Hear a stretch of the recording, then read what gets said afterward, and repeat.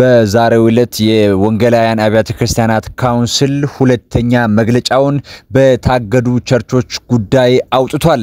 ይህንን ተከትሎ ብዙ መነጋገሪያነቱ ቀጥሏል። ሙሉ ቪዲዮውን እነሆ እናስመልክታችሁ። ሰብስክራይብ ይደረግ፣ ቻናላችን ላይክ ይደረግ፣ ሼርም ለወዳጆቹ ያድርጉ። እናመሰግናለን። ወደ ቪዲዮ። በካውንስሉ አባላት በሙሉ ዘይት የምትነግዱ፣ ውሃ የምትነግዱ፣ ፎቶአችሁን ለጥፋችሁ የሚፈውስ ዘይት ያላችሁ ህዝብ የምታታልሉ በሙሉ አቁሙ። ከዚህ በኋላ የምክር ጊዜ የለም። ከዚህ በኋላ የሚኖረው እርምጃ ነው። ይቀጥላሉ እርምጃዎቻችን። ከዚህ በኋላ ዘይት በሚነግዱት ላይ አብራን ቀጥልም ይቆማል። በቃ ዘይት የሚነግድ ቡድን ለብቻ ወጥቶ ሌላ ሃይማኖት ያቋቁማል። የወንጌል አማኙ ግን እኛ እዚህ ለመድረሳችን ንጹህ ወንጌል ስለተሰበከ ነው። አባቶቻችን በዱር በገደል ለዚህ ወንጌል ዋጋ ከፍለዋል። የሞቱ አሉ፣ የተሰዉ አሉ፣ የተገረፉ የቆሰሉ አሉ። ወንጌል ዛሬ ደርሶ መጫወቻ እንደሆነ አይደለም። ወንጌል ዛሬ ደርሶ መዘባበቻ እንደሆነ አይደለም። ወንጌል ዛሬ ደርሶ በገንዘብ የሚነገድ እንደሆነ አይደለም። ወንጌል ዛሬ ደርሶ መሳለቂያ እንደሆነ አይደለም። ወንጌል ዋጋ የተከፈለበት ነው። የክርስቶስ ደም ያለበት ነው። ወንጌል ብዙዎችን ከትቢያ ላይ ከአመድ ላይ ያነሳ ነው። ወንጌል ለብዙዎች በህይወት መኖር ምክንያት የሆነ ነው። ወንጌል ሀገርን ጠብቆ የሚያኖር ነው። ወንጌል ትውልድን የሚያሻግር ነው። ወንጌል የሌለን ነገር ወደ ማኖር የሚያመጣ ነው። ወንጌል ሰዎችን ከድቅድቅ ጨለማ ወደሚደነቅ ብርሃን የሚያመጣ ነው። ወንጌል ይሄ ነው እንጂ ወንጌል እንደተባለው እንደሚባለው እንደሚነገረው እንደዚህ አይነት ንግድ ዓለም ውስጥ ተቀላቅለን ተደባልቀን አመቻምቸን ምን ቀጥልበት አይደለም። ከዚህ በኋላ በኢትዮጵያ ምድር ንጹህ ወንጌል ይሰበካል። በእርግጠኝነት ሰሞኑን ሳስብ ነበርና ለዚህም ካውንስል በኢትዮጵያ ለተበረዘ ወንጌል የሚጸልዩ አገልጋዮች አሉ ብዬ አስብኩ። እግዚአብሔር ሊያጠራ ተነስቷል። በእርግጠኝነት የሚጸልዩ አገልጋዮች፣ የሚጸልዩ ዘማሪያን፣ የሚጸልዩ ሚስዮናውያን፣ የሚጸልዩ አባቶች አሉ። በቃ ወንጌል ተበርዟል ብለው በየመድረኩ ሲናገሩ የነበሩ ወንድሞች እንዳሉ አውቃለሁ።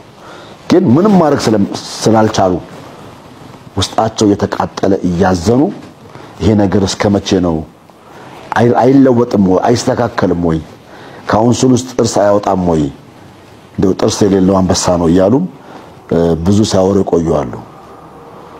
ይሄ የግለሰብ ውሳኔ አይደለም። የአንድ የተቋም ኃላፊ ውሳኔ አይደለም። የካውንስል ውሳኔ ነው። የተወሰነው ዛሬ አይደለም። የዛሬ 4 ዓመት የስነ ምግባር መመሪያው ሲወጣ ያኔ የተወሰነው ካውንስሉ ጽፋት ቤት እንደውም ሌት ነው በማስወሰን ረገድ። ግን እኛ 4 ዓመት አልተኛንም፣ አልተቀመጥንም። እየመከርን እያስተማርን ሂደት ላይ ቆይተናል። አሁን ወደ አክሽን ጀምረናል። አክሽን ደግሞ እንድንወስድ ደንቦችና መመሪያዎች ተፈቅዶልናል።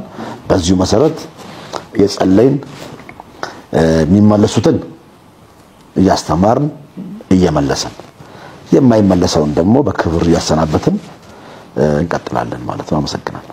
ይህ አደጋ የተከሰተው በአዲስ አበባ ኢሚግሬሽንና ዜግነት አገልግሎት ሳሪስ አዲስ አበባ ቅርንጫፍ ፊት ለፊት ባለው መንገድ የፓስፖርት አገልግሎት ለመውሰድ በመጡ በብዙ ቁጥር በመንገዱ ግራና ቀኝ በሚንቀሳቀሱበት አካባቢ ላይ መድረሱን ከቦታው ያረጋገጠልን የማራናታ ቲዩብ ቤተሰብ ነው። ሰብስክራይብ፣ ላይክ እንዲሁም ሐሳብ አስተያየቶቻችሁን በኮሜንት መስጫ ሳጥን ውስጥ ማስፈራችሁ የበለጠ ጥራት ባላቸው ዘገባዎች እንድንመለስ ይረዳናል። በተጨማሪ በዚህ ቻናል ማስታወቂያዎቻችሁን ለማሰራት የምትፈልጉ ድርጅቶች፣ የንግድ ቤቶች እኛን ማግኘት ይችላልላችሁ። አደጋውም ሊከሰት የቻለው ከአዲስ አበባ ሰዎችን አሳፍሮ ወደ ጎፋ ገብርኤል አደባባይ ሲያቀና የነበረ ታክሲ ከጎፋ መብራት ከሚመጣ የቤት መኪና ጋር በመጋጨቱ መሆኑን በቦታው የነበረ ምንጫችን ተናግሯል። የአደጋው መንስኤ የታክሲው ፍሬን መበጠስ እንደሆነና በአደጋው ምንም አይነት የሰው ህይወት አለመጥፋቱና የአካል ጉዳትም እንዳላጋጠመና መጠነኛ የንብረት ጉዳት ብቻ ማጋጠሙን አክሎ ገልጿል። በሌላ መረጃም ካውንስሉ በሰላዮች ከተለያዩ የግል ሚኒስቴሮች ያገኘው የቪዲዮ መረጃ እጅግ መነጋገሪያ ሆኗል። ይህ ቪዲዮ ቲሸርቶች፣ ዘይቶች ሲሸጡ የሚያሳይ መሆኑ ደግሞ ከዚህ በኋላ የሚታገዱ ቸርቾች ቁጥር ከፍ ሊያደርግ እንደሚችል ተገምቷል። ዘይት የመሸጥ ውሃ የመሸጥ ቁሳቁሶችን የመሸጥ ነገሮች የውስጥ መመሪያ ላይ ካውንስሉ መመሪያ አውጥቶ አጽድቆ የተካሄደው ከመስከረም 14 ጀምሮ ይሄ የካውንስሉ የስነ ምግባር መመሪያ ነው። ለምሳሌ በስነ ምግባር መመሪያው ላይ የምናገኘው ነገር ምንድነው? የስነ ምግባር መመሪያው ላይ አንቀጽ 10 ላይ በግልጽ እንደተቀመጠው በዚህ መመሪያ የስነ ምግባር ጉድለቶች ተብሎ የተጠቀሱት ብዙ ናቸው። ወደ 23 አሉ። ዛጋ መፈጸማቸውን በካውንስሉ ዋና ጽህፈት ቤት ሲረጋገጥ ይላል ይከታተላል ይላል። ሲረጋገጥ በዋናው ጽህፈት ቤት ሲረጋገጥና የስነ ምግባር ግድፈት የታየበት ተቋም ካለ የካውንስሉ አባል ከሆነ የካውንስሉ ጽህፈት ቤት ይሄ ነው የካውንስሉ ጽህፈት ቤት ማለት ይሄ አሁን እኛ ያለንበት ማለት ነው። ለተቋሙ የሰጠውን የምዝገባ የምስክር ወረቀት አግዶ ማገድ ምንድነው ላልከው ቅድም ፋስርገት የምስክር ወረቀቱን የሰጠውን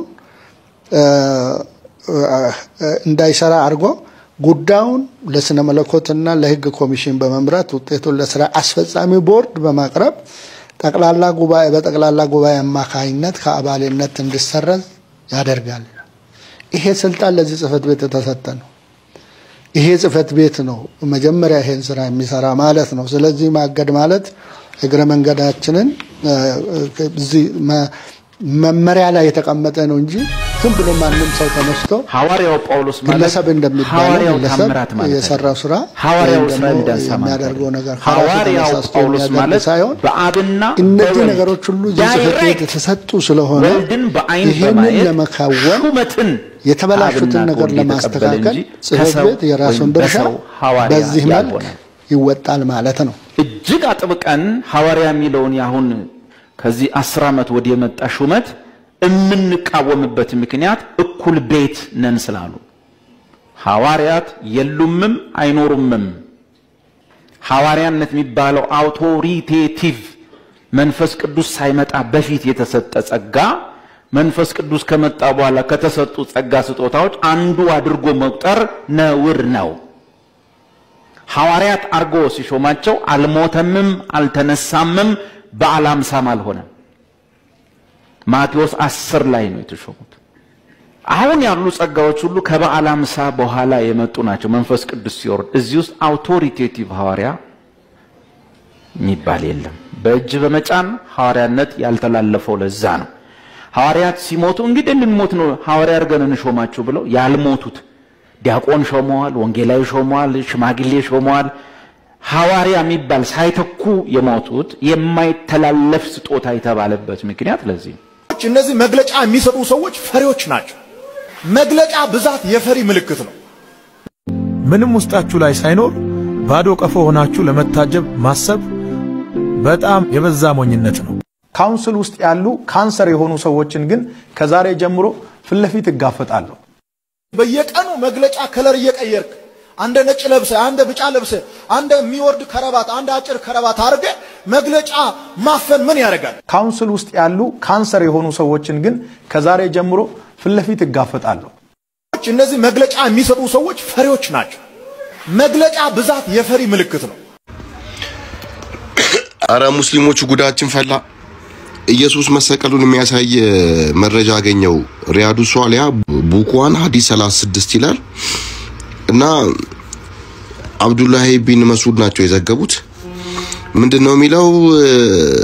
ያ የተሰቀለው ነብይ ደሙን እየጠረገ ከፊቱ ላይ ደሙን እየጠረገ ኦ አላህ ህዝቦቼ የሚያረጉትን አያቁምና ይቅር በላቸው፣ በርግጥም የሚያረጉትን ነገር አያቁምና ይቅር በላቸው። ይህ በቀጥታ መጽሐፍ ቅዱስ ውስጥ አለ እና ተመሳሳይ ነው። እስቲ ምናልባት ክርስቲያኖችም ለከነን የምታውቁት ልትረዱን ትችላላችሁ።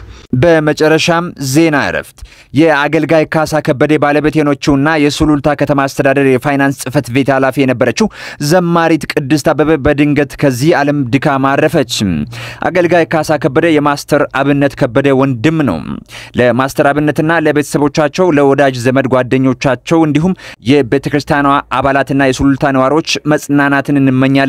ከማራናታ ቲዩብ ከበራችሁ ውድ አድማጭ ተመልካቾቻችን ብትሰሙት የተገባ ነው ብለን በዚህ ሰዓት ወደ እናንተ ያደረስነው መረጃ በዚህ መልኩ ተጠናቋል። ስለ አብሮነት ቆይታችሁ ከልብ እናመሰግናለን። በሌላ መረጃ ዳግም እንድንገናኝ ያስችለን ዘንድ ይህንን ቻናል ሰብስክራይብ፣ ላይክ፣ ለወዳጅ ዘመዶቻችሁ ደግሞ ሼር በማድረግ አዲስና ወቅታዊ ሰሞንኛ ትኩስ መረጃዎችን ይከታተሉ ስንል በአክብሮት እንጠይቃለን። ቸር ሰንብቱ።